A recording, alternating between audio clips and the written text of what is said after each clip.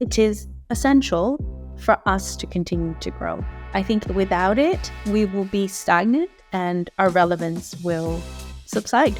Sometimes you just need to put on the big girl pants, so to say, and your business hat and get on with it. Hi, and welcome back to Careers 2.0. I'm Philip, and today I'm speaking with Kimberly Espinel. Kimberly started online just by sharing her recipes, like many others, but she found her niche elsewhere. Now she's a food photographer and an educator, and she has a very great eye for content. Enjoy the episode.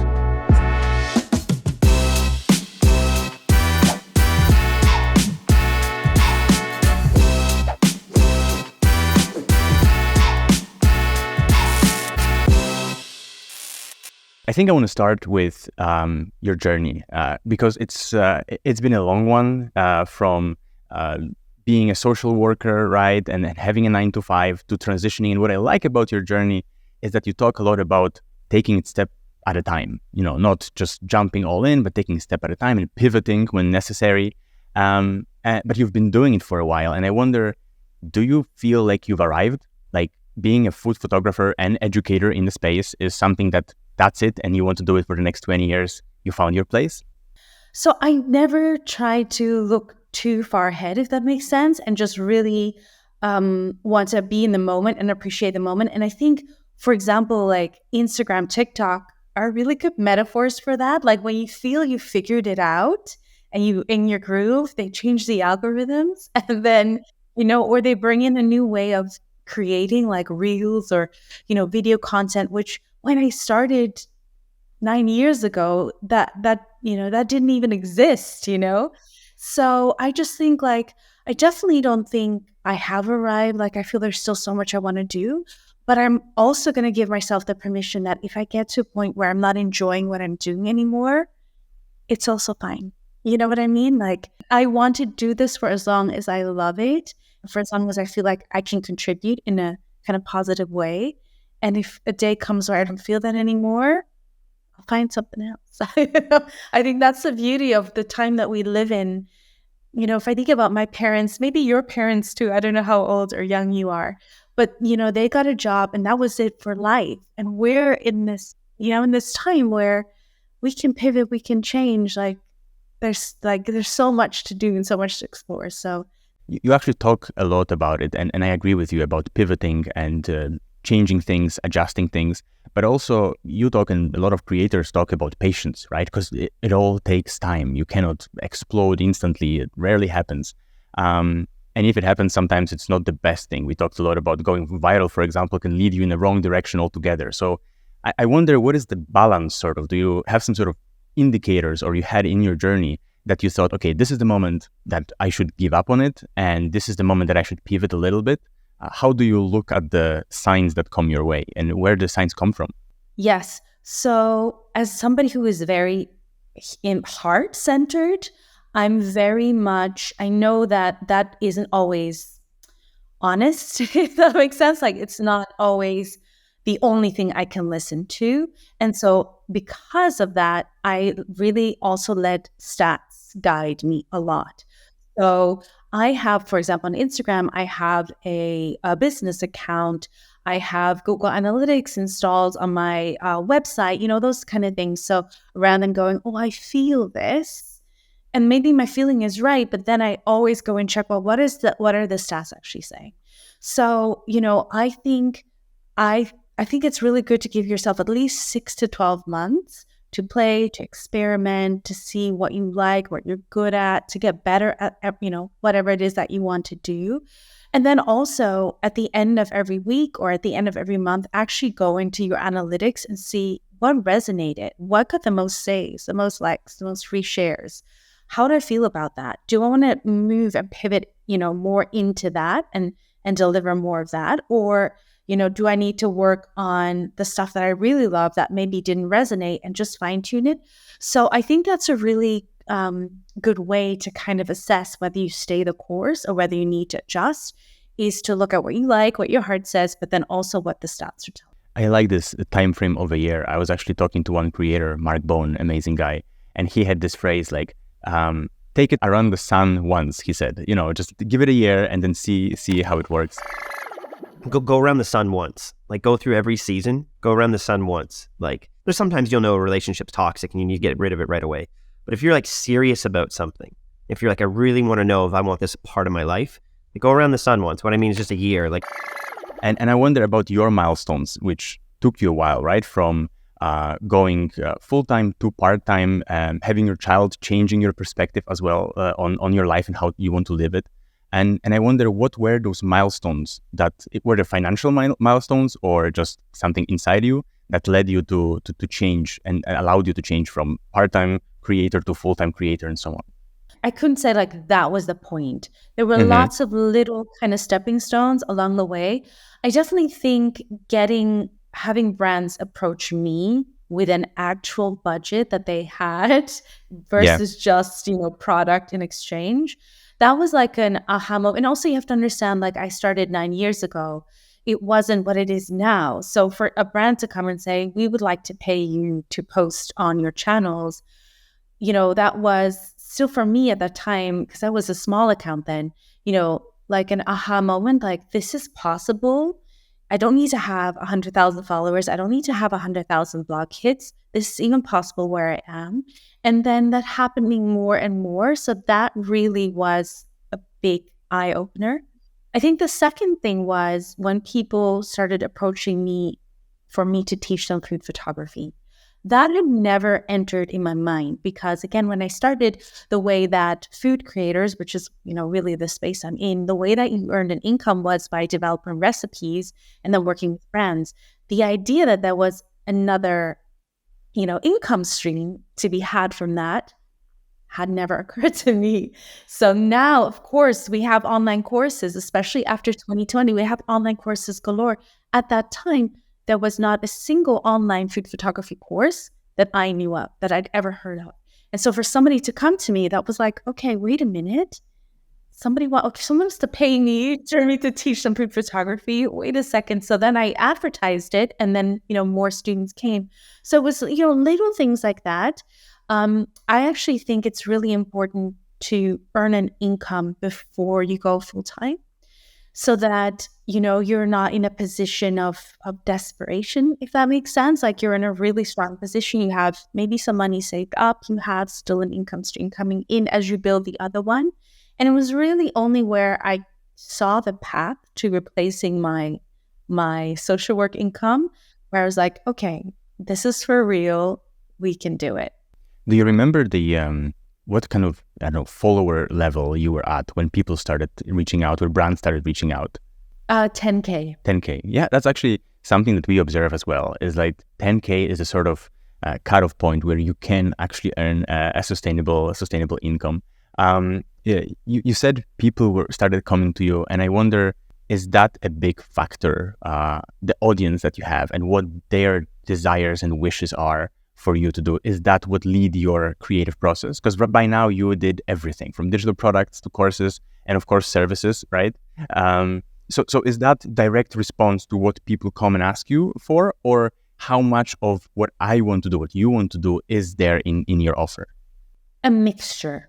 There's definitely a mixture, because I love teaching, for example, and that's really where I'd say a good bulk of my income comes from. But I also love creating recipes, and that is really maybe the smallest thing. But if I had a strictly business hat, I would say, let me move really into teaching, have lots and lots of courses. Let me not do any recipe development, because I'm going to make more money that way.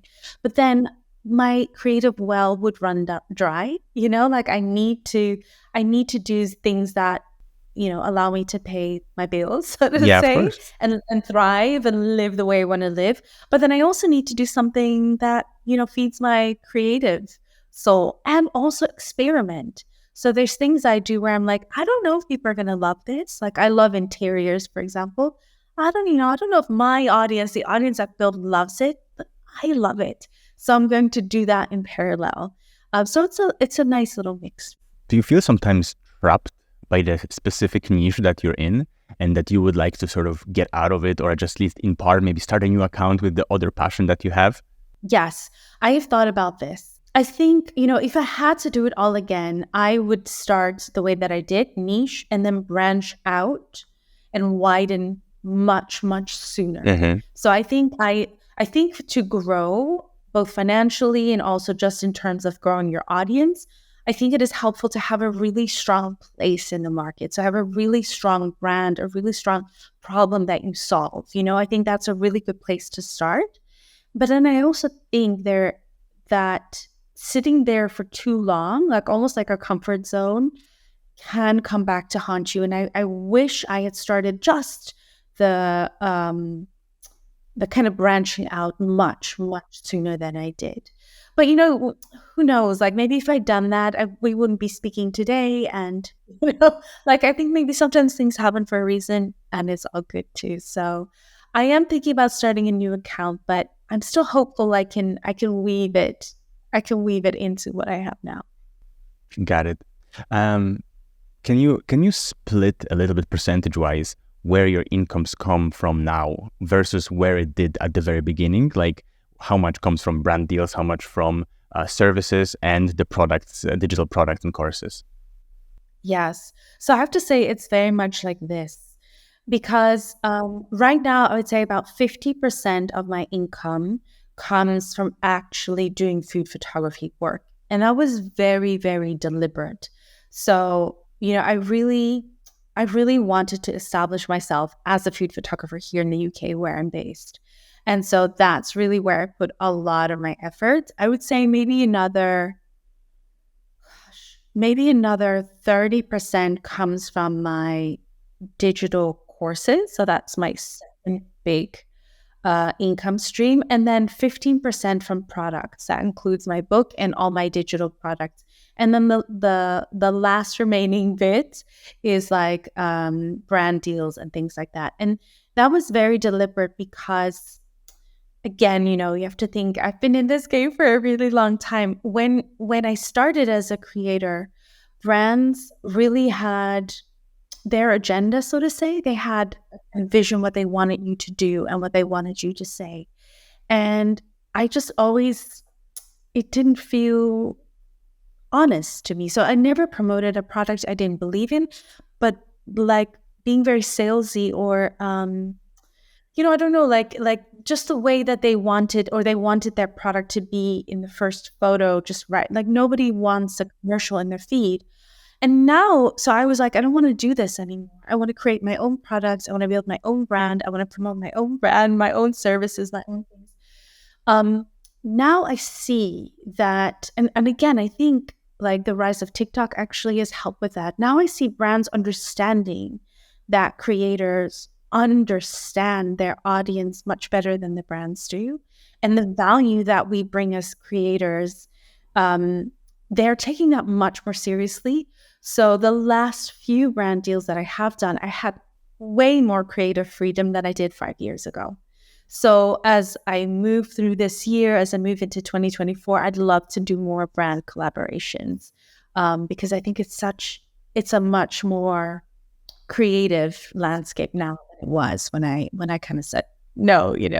So that kind of income split, um, I could see shifting again. Do you care much about which kind of product uh, requires your time involvement versus sort of, passive income type of stuff? So like that you would like to, for example, make less work that requires your personal presence and be able to passively just earn money through the courses. That's sort of like a goal or not necessarily? So in a way, of course, yes, in some way, but I think I haven't found that to be the case. So there are like I don't have to promote my online course and we have a nice flow of sales from that, but I wouldn't say that I'm not doing anything. I'm still creating content.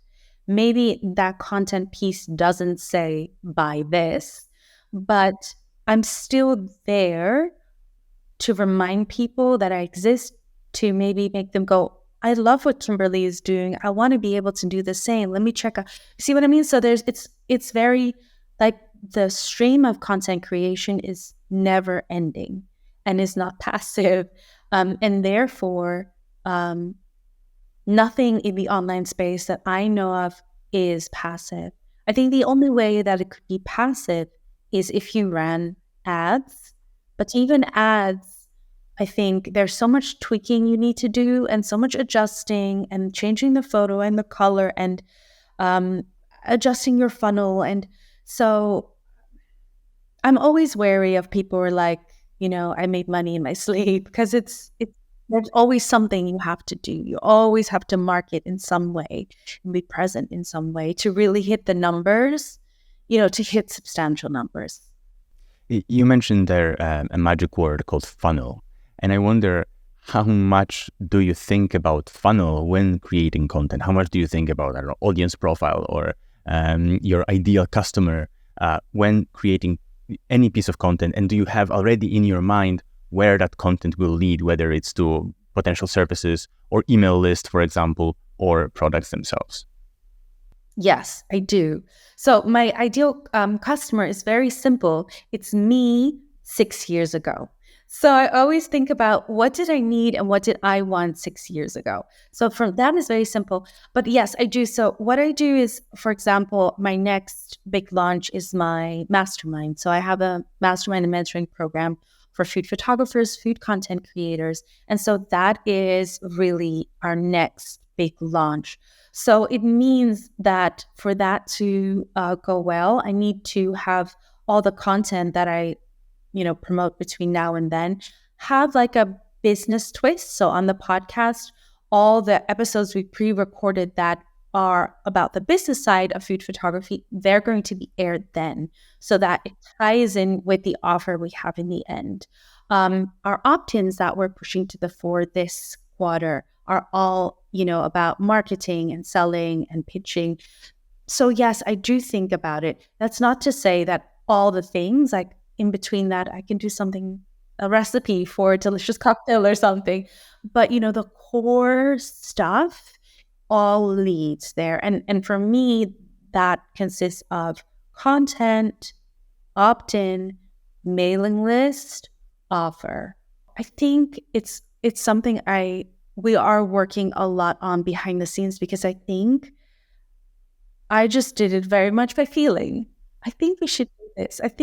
And then actually we got somebody on the team who's like, let's dig down in the numbers. Let's look at which opt-in is working, which like really get stuck in the weeds. So I think we're fine-tuning it and just getting better at that whole process as we speak. Would you have done it earlier, this number crunching, I don't know, a few years ago? Or for people who are just starting, would you say maybe better idea is to just go out there, put your knowledge, put your expertise, your product even out there and your content, and then when you see some traction, start analyzing the numbers?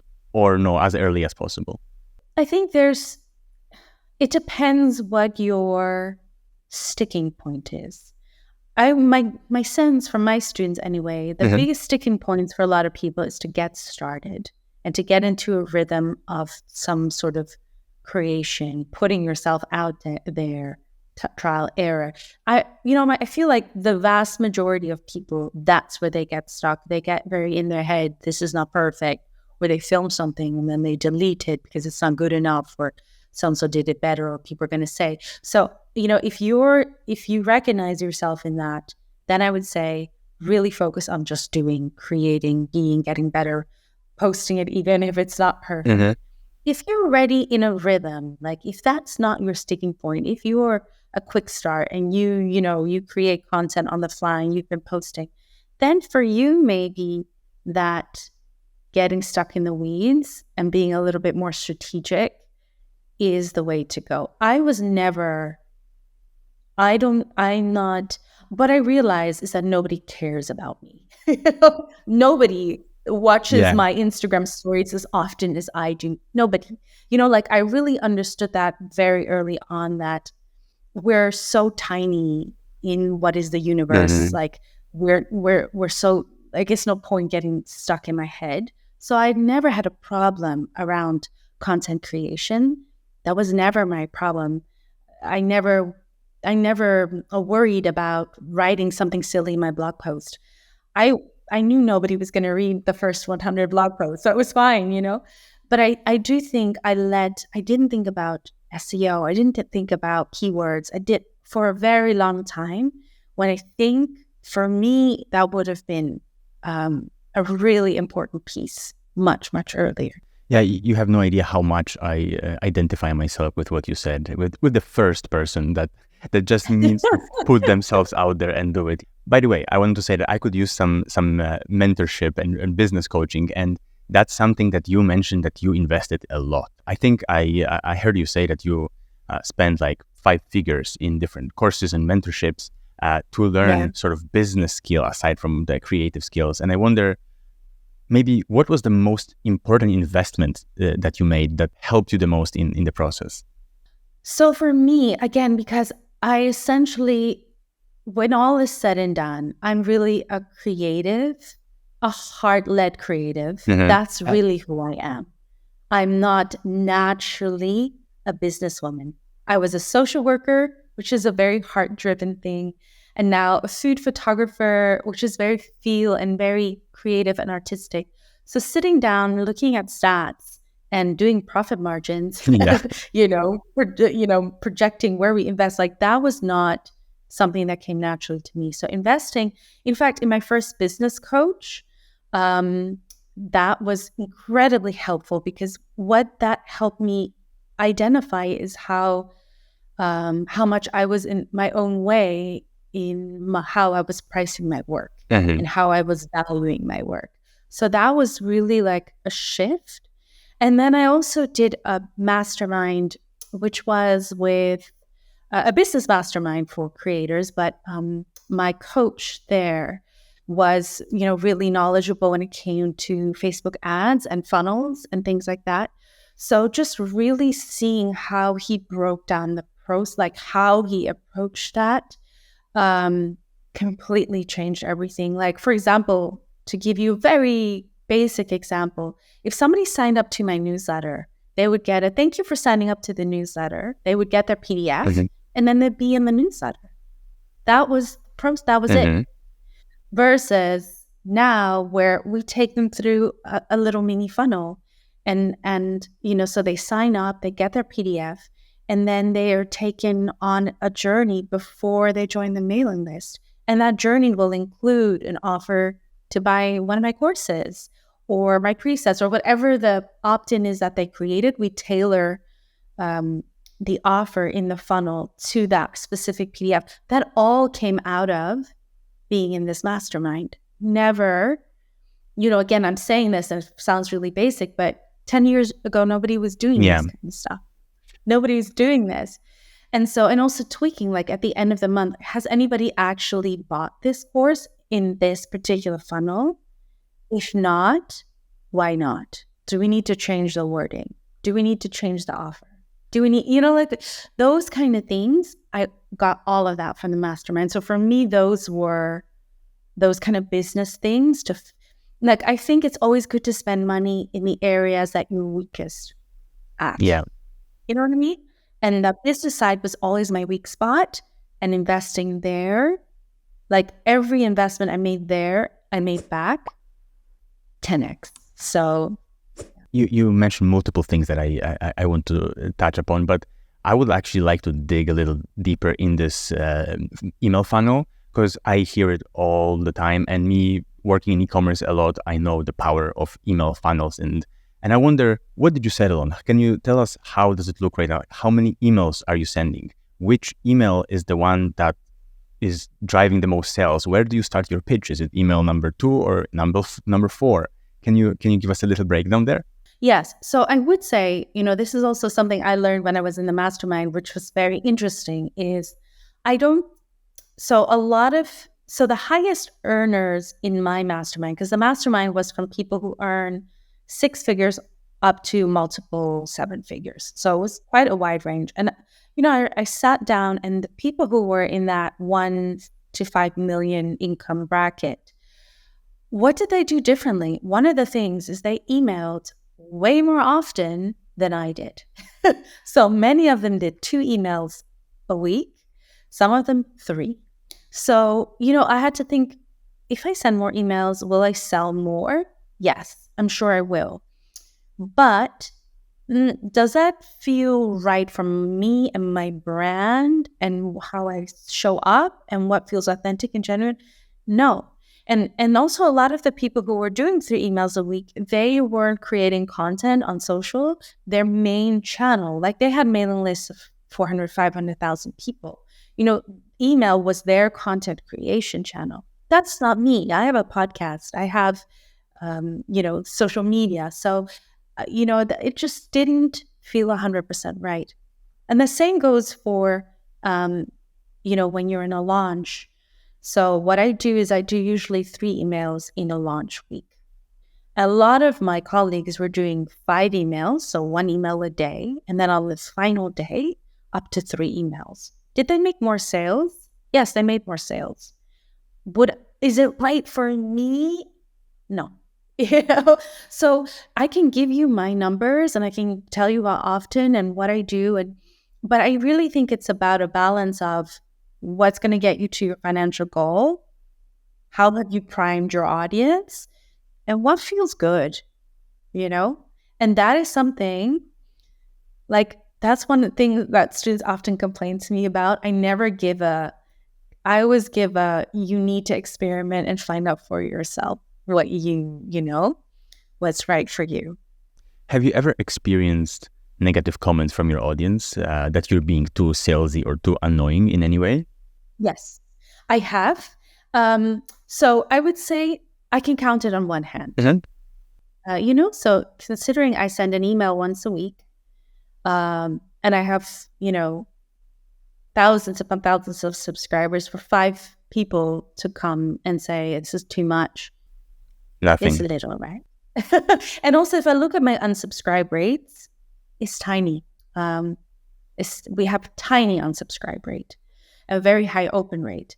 So I think, I wouldn't say I don't care, Mm-hmm. but as long as I sell in integrity and I sell something I really believe in, I often think that people who don't like to be sold to don't really they're probably not running courses themselves. They're not financially in the position I want to be in. So then I think, like, why do I need to take their advice? And also, I'm not for everybody. Not everyone's going to like what I'm selling. Not everyone's going to like my sales strategies. It's okay. It's okay. Absolutely. Remember I said to you, like, we are like nothing. We're nothing. We're nothing. We're nobody. Look at the universe where you couldn't even with a microscope find us. So it doesn't bother me. One other thing that you said, and I need to ask before I forget, is that the business coaching helped you price yourself better. And I immediately hear thousands of other entrepreneurs saying that at the beginning, I definitely underpriced myself. So can you tell us, that was like that, I understand, in your case as well. What was the difference and what was the mind shift that you needed in order to ask for more, and how much more? Did you double your prices, 10x your prices? So I think for me, and I think if you have maybe I don't want to stereotype, but as a man, perhaps you don't feel this, but as a woman, I can say, and also see this a lot from my business mentees that I work with. Most of them are women, not all. But I think as women, we're always concerned for making others feel good. We want others to feel happy. We're people pleasers. So my pricing was very much about, I want to be nice to another person. I want to offer something that they can afford. And I think that my business coach said something, and she was like, what about what makes you feel good? I was like, wait, what? Like, I didn't really think about me. I was so concerned about what others, and I was like, well, yeah, I feel depleted and I feel empty, if I undersell myself. And that was a big shift to think about. I need to think about the customer, but I also need to think about what's going to fuel me and what's going to allow me to build and grow my business and to thrive and feel energized. So that was like a complete shift. Like, it sounds so small, but it was really a revelation. And then the second thing that she advised me to look at was just like, just because you like doing something doesn't mean that it doesn't take a lot of finances to run your business. And, for us creators, we need to have a good camera. We need to pay our monthly subscription to Premiere Pro or Lightroom or whatever that is. We need to get new camera cards. The electricity, the phone bill, there's so many costs that when you go into, you don't realize just to run, this goes back to your question about making money whilst you sleep. There's so many costs that amount that if you don't build that into your pricing, you will end up with a loss, or at least nothing that really represents all the hard work that you've put in. And then the other thing is the knowledge that you have. I think we undervalue, because it comes quickly or easy or fast to us, we undervalue, like even your skill now.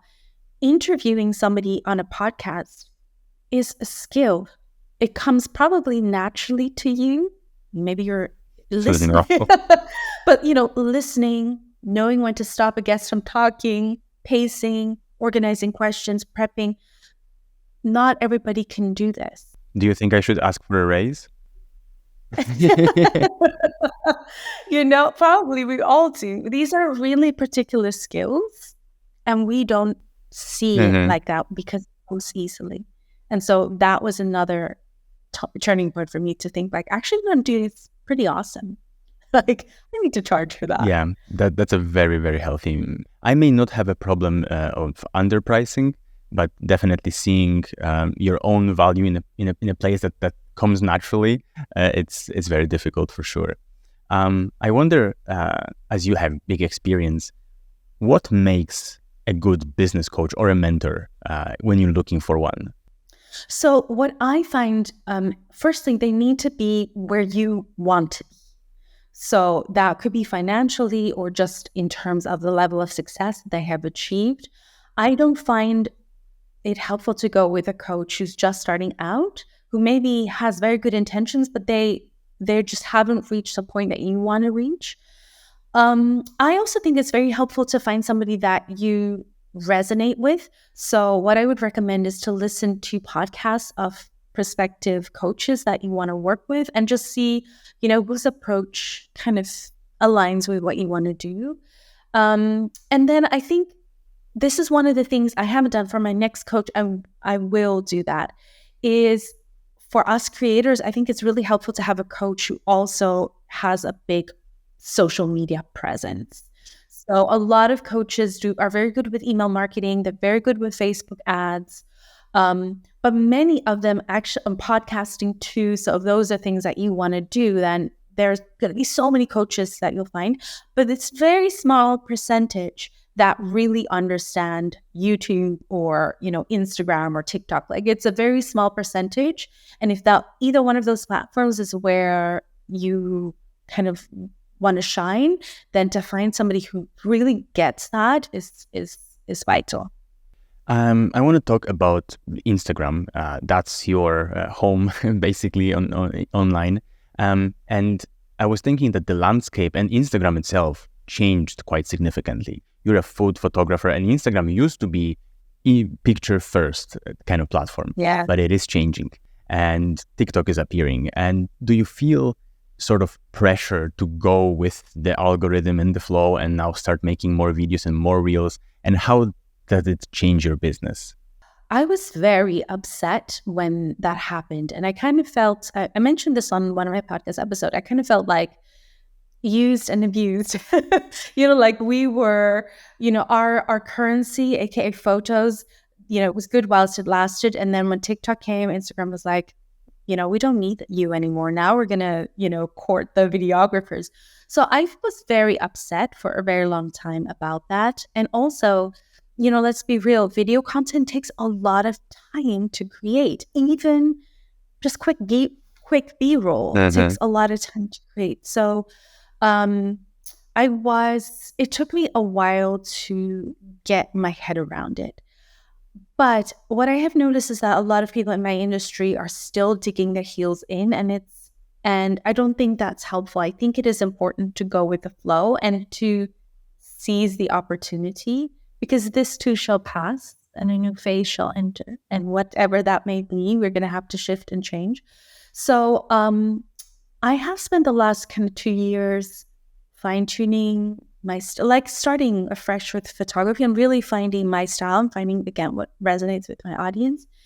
And we had a very candid discussion with the team a couple of weeks at the start of the year, actually. And I said, if we only sell online food photography courses, I think the little plantation and the revenues income that we have now will not continue. Like, we need to, as the landscape and the demand and this, everything's changing, we need to change with it. And so for next year, we'll be offering a Reels course specifically for food creators. And I'm looking forward to creating it, but also for head perspective, it is essential for us to continue to grow. I think without it, we will be stagnant and our relevance will subside.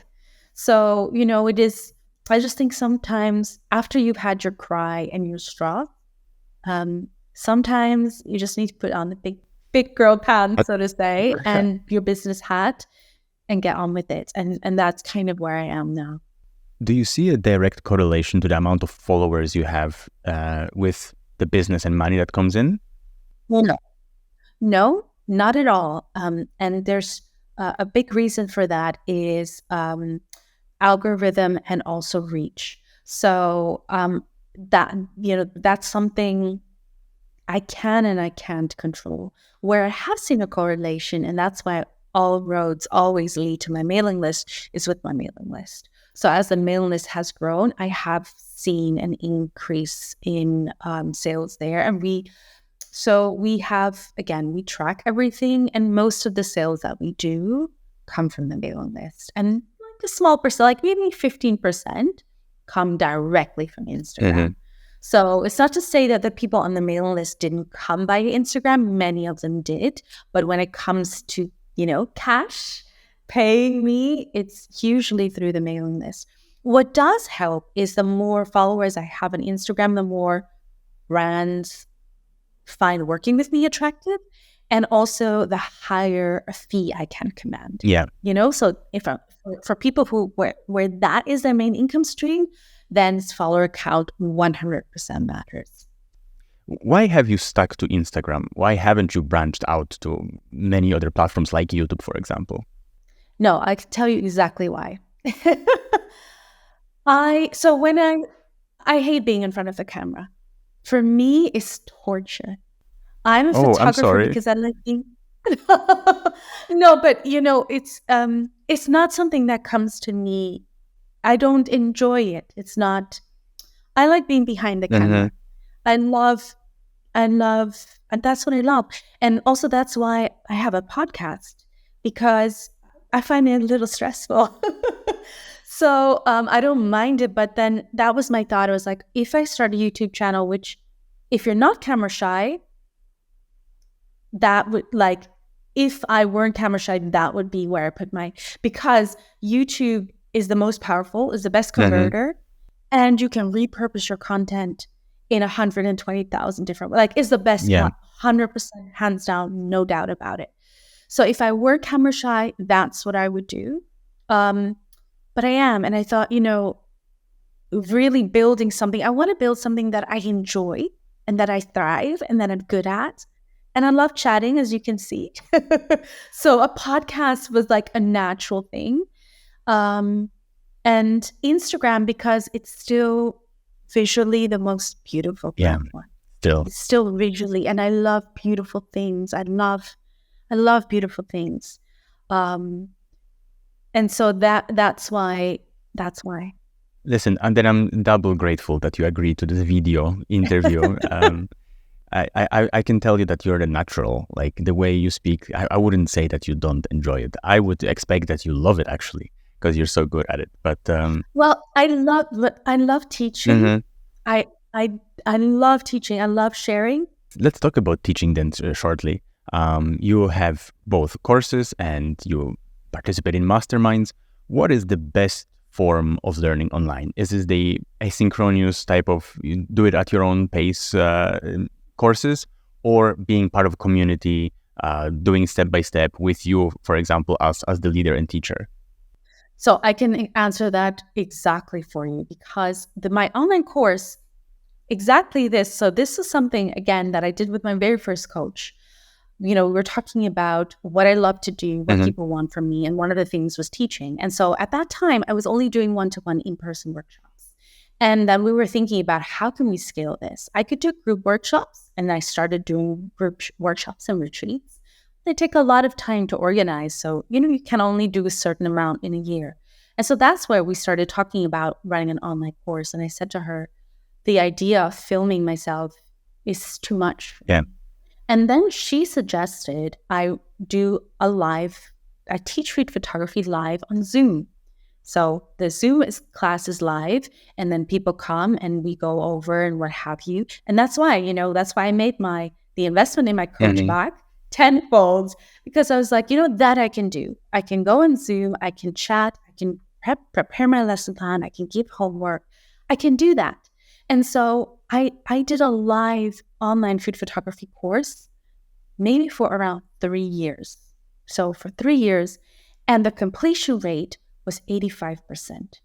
So 85% of people who started showed up live, did their homework, got their certificate.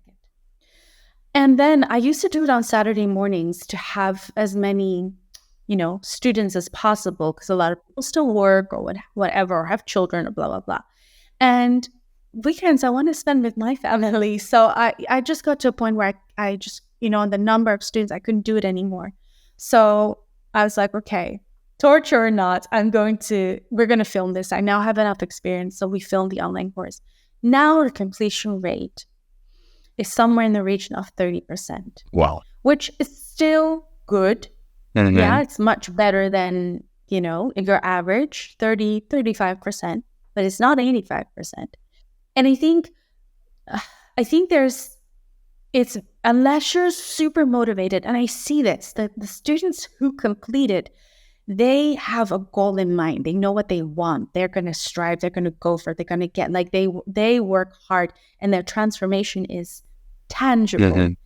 Mm-hmm. You have to have that drive. You have to have that drive. You have to have that commitment. We build in a lot of accountability, a lot of support, but ultimately it needs to come from you. If you know that you have a drive, that you're self-motivated, that you are going to set that time aside, come hell or high water, you're going to focus on your learning, your growth, you'll be fine with an online course.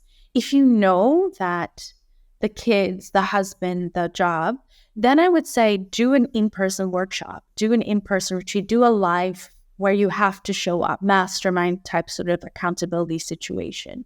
Because if not, you're going to buy course after course after course, and a lot of people who do this and never complete, never finish it. Yeah, accountability is the key word. People need it, yes, for sure. A lot of people do. You say we a lot, and I wonder, how big is the team? What are their main roles, and how do they help you? And maybe also how the progress into hiring a team went. What was the first thing that you wanted to give to someone else and delegate? And what is the next thing that you will?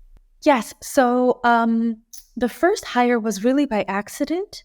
I was really exhausted, and I was speaking to a friend, and I was just like, "Oh my God, I have so much on. I don't know what to do." And she said, "Well, I'm taking some time out because she was about to give birth to her first child." She said, "Do you need a hand?" I was like, okay, yes, I do. And so the first thing I handed over was kind of all the email stuff. So following up, booking people in for one-to-one courses and workshops, and sending, all that kind of admin-y type stuff, tracking, so that if somebody inquired, how many days after do we follow up for, all that kind of stuff, I handed to her, and she's still on the team, 6 years later. Wow. Christina. And my second hire came with Pinterest. Pinterest is also a really big platform for us because it drives traffic to the blog, which drives traffic to our mailing list. And I hired a Pinterest manager who uploads everything. Now we even upload, so the reels I create, we upload that to Pinterest as well as I take video now. That was my second hire. And then my third hire was what we call student coordinator. So somebody who's there in the online courses to answer questions, to kind of build it as well, like all the Thinkific stuff. And she does all the mailing list analysis as well. So, how much have we grown? How many unsubscribes? All that jazz. And then finally, we have Eleni, and she is the Jackie of all trades. So she will do all the other bits that are outstanding. So she'll help me send out contract, book people in for the podcast, or like that, all that kind of nitty gritty stuff. She helps. She even helps kind of write the blog, optimize it for SEO, that kind of thing. So yeah. Okay, let's move to my favorite part, which is the quick fire round. I have a few questions, and I'll ask you for very quick answers. And yes. And if they are too long, we will cut them out. Okay. All right. So, are you a team player or lone wolf? Team player. Take risks or carefully calculate? Carefully calculate. Mobile or desktop? Desktop. Who inspires you most? Too many to name, I think. Just one. Give me something. Person's coming to my mind, Jasmine Star. What profession other than your own would you like to attempt? And I think I know the answer. I'd love to be an interior designer. Yes, I knew it. I knew it was coming. Really? What is an underappreciated business tool that you couldn't live without? Good communication skills. What's your productivity life hack? Do the things you hate the most first. And what does success mean to you? Freedom. Fantastic. Thank you. And I think the productivity life hack is something that I notice throughout my conversations with successful people. They do the things they hate first. On the other side are people who are not yet there, not yet that successful, and because they leave those things to the very, very last possible moment. Procrastination being the king, and I think I'm one of them, unfortunately. But yes. Listen, we talked about little steps and not looking too far ahead. So what is the next little step for you? So the next little step is I'm working on my second book, which I'm very excited about. I cannot give too much away, but it's a combination of food and social media, and I think something very timely. So getting that written and published, that's my next big chunky piece. Awesome. Sounds exciting. Self-published or with a publisher? With a publisher this time. All right, then good luck with that. Thank you so much for joining and sharing your expertise and being awesome both on audio and on video. Thank you so much. It was really a pleasure. Thanks a lot. While we're waiting for Kimberly's next book, I hope you are waiting for the very next episode of Careers 2.0. Join me. See you then.